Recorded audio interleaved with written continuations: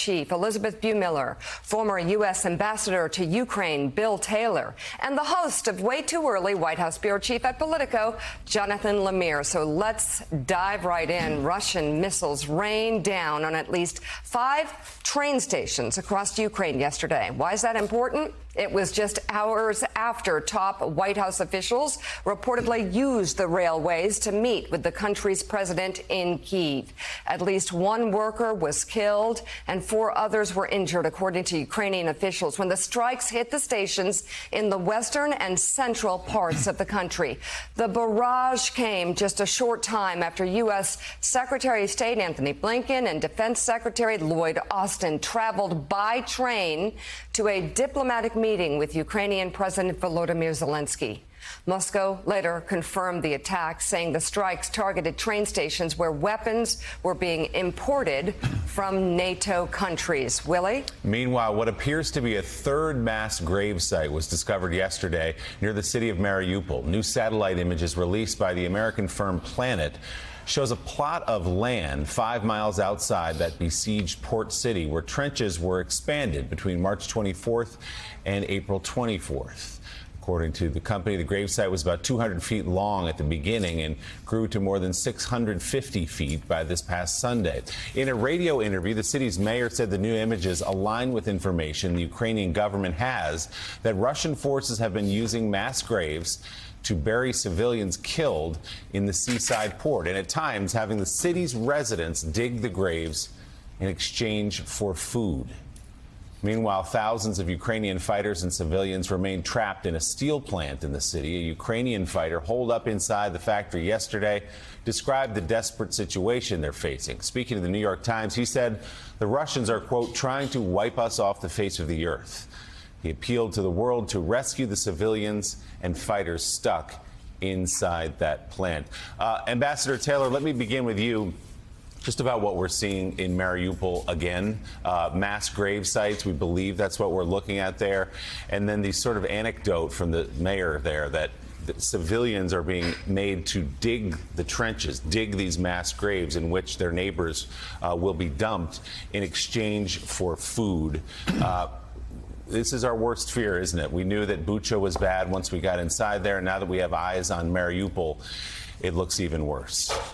It does, Willie. It looks terrible. The mayor has said that he thinks anywhere from 10,000 to 20,000 people have been killed already there. Even as we think it can't get worse, it does. The amazing thing is that the troops there, the Ukrainian soldiers, have been holed up in there and fighting back, holding down a lot of the Russian forces that are trying to overtake that city. That city has outsized importance for the Russians, and that city is also a symbol now for the Ukrainians. The Ukrainians will see Mariupol as a hero city, and it will inspire them to fight harder and longer, and they will prevail, Willie. David Ignatius, what do you make of the state of Ukraine right now? We have the top U.S. diplomat, the top U.S. representative on defense showing up in Kyiv, showing their support, standing in front of piles and boxes of aid that they point to say, we are here. There's an ambassador coming to town, which, of course, we want to talk to you about, Ambassador Taylor. They're reinstating, a diplomatic front there. Is there more of a comfort level that the U.S. is having with perhaps injecting Ukraine with heavier weapons, with a stronger sense of support than there was when this war began?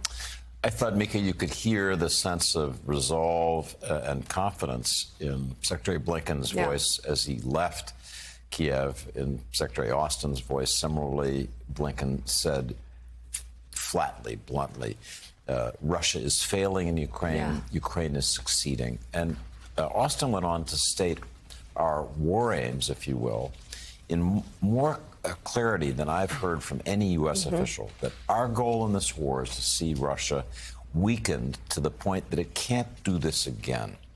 That's a stronger statement, I'm told, deliberately than we've made in the past.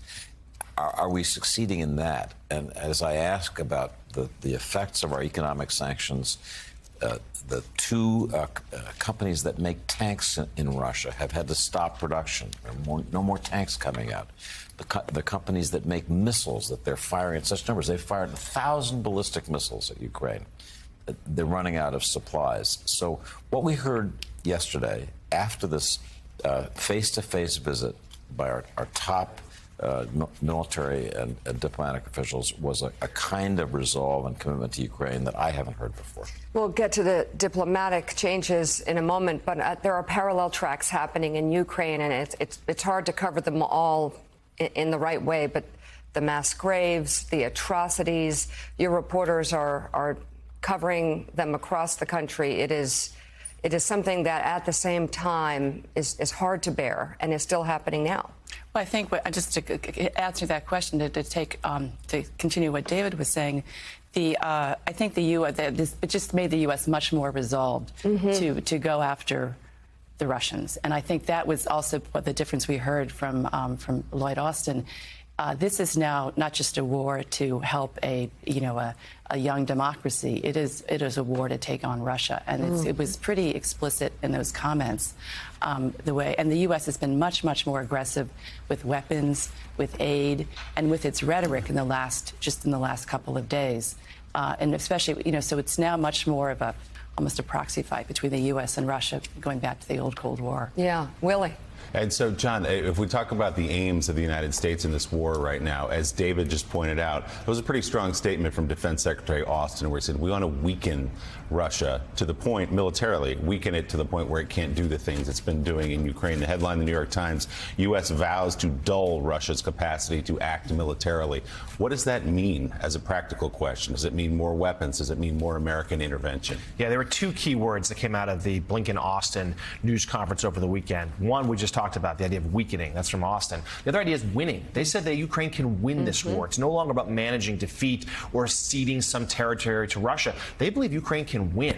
And it's a couple of things here. First of all, a number of the Western sanctions really haven't even taken hold yet. The longer this war goes on, the longer that will build up. The Russian economy that much more decimated. They'll have that much more trouble sort of fueling the war effort, particularly if Europe continues to wean itself off of Russian energy. And then, yes, in the short term, it is about funneling as many weapons as possible, military equipment from the U.S., from the NATO allies, into Ukraine to fortify the Ukrainian fighters for the oncoming battle in the east. And officially